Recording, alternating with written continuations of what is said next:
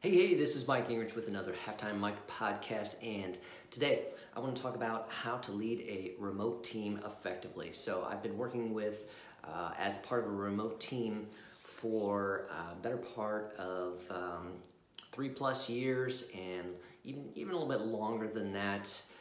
But 3 years has really been kind of a hardcore remote where we are physically in different locations. I'm not seeing anyone in my direct team physically on a day-to-day basis whatsoever, and generally not even on a weekly basis or monthly basis.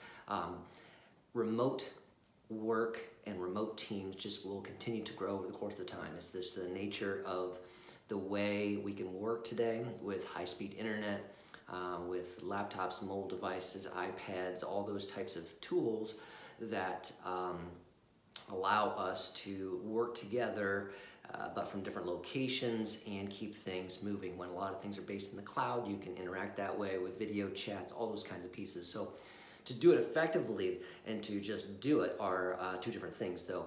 And so I'd like to talk about 3 T's today that are important when you want to lead remote teams well, okay? And so the first T is time, okay?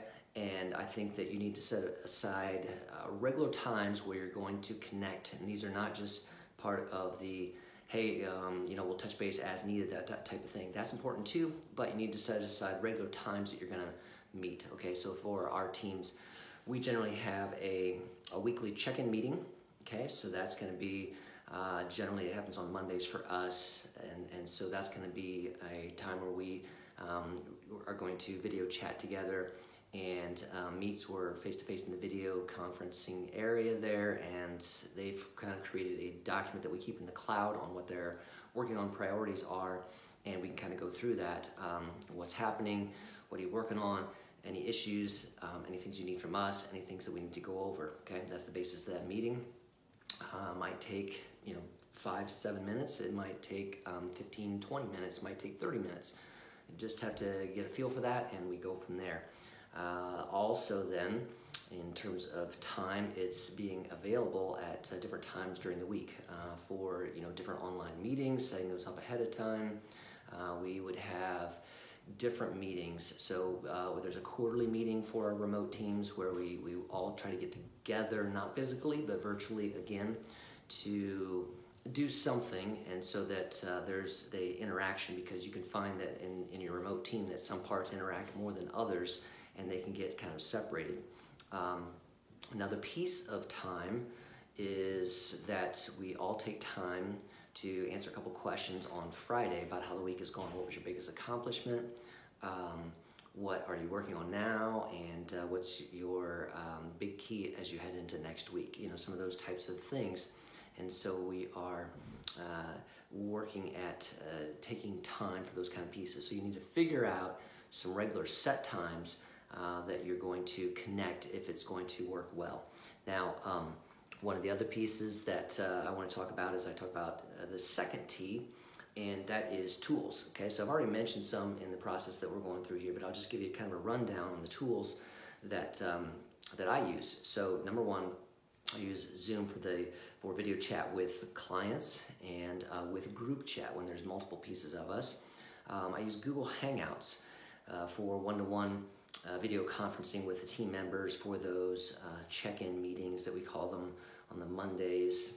And so we need tools, okay? So video conferencing tools, probably a chat tool. So you might use Slack. I use Google Hangouts again for chat tools, so we can go back and forth quickly. We have those listed there in our Google apps, and we can see who's on, who's available. That's another tool we use in our Office CRM system. We can see who's online, who's available, are they in a meeting. Shared calendar, that's a tool, so we can see when people have meetings. We can be aware of people's schedules, those type of things. And a big one then is project management tool. Whether it's our task system, we use Asana for our digital marketing team, ASANA. I've got a review on that in my blog as well, which is a powerful, and we use the free version, so it's robust enough for us in that, but we can outline all client projects, we can keep those things going, we can tag each other, we can make notes in those pieces.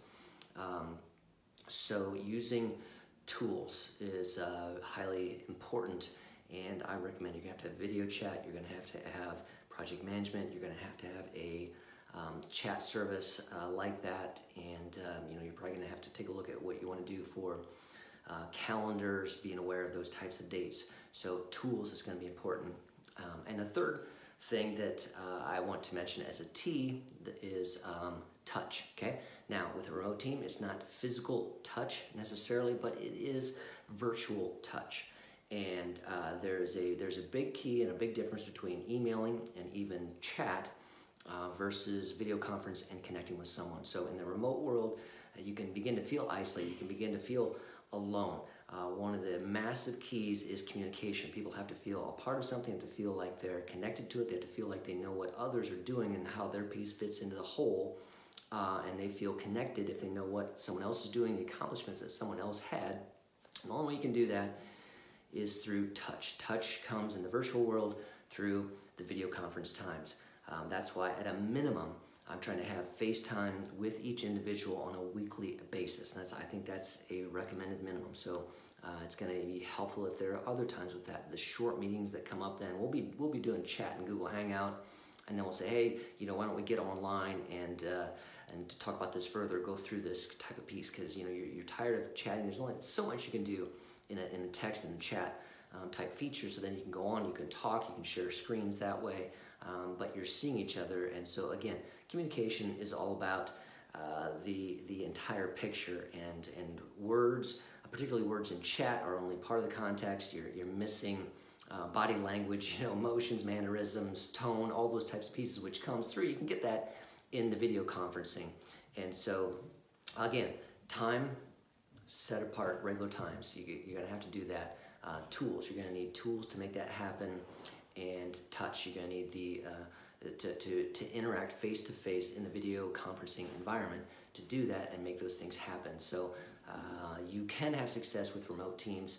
More managers are going to need to be able to learn and have these skills to do this. So it's about leading, it's about communication, it's about using the right tools in this new environment, which is virtual, okay, which is online. And that's going to continue to grow. It's not going to go away.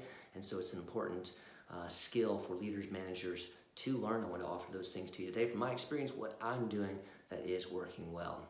Thanks for being with me today on this podcast episode. If you have questions, come on over to MikeGingrich.com. Let me know what they are. Be glad to answer those. All right, this is Mike. Have a great week. Over and out.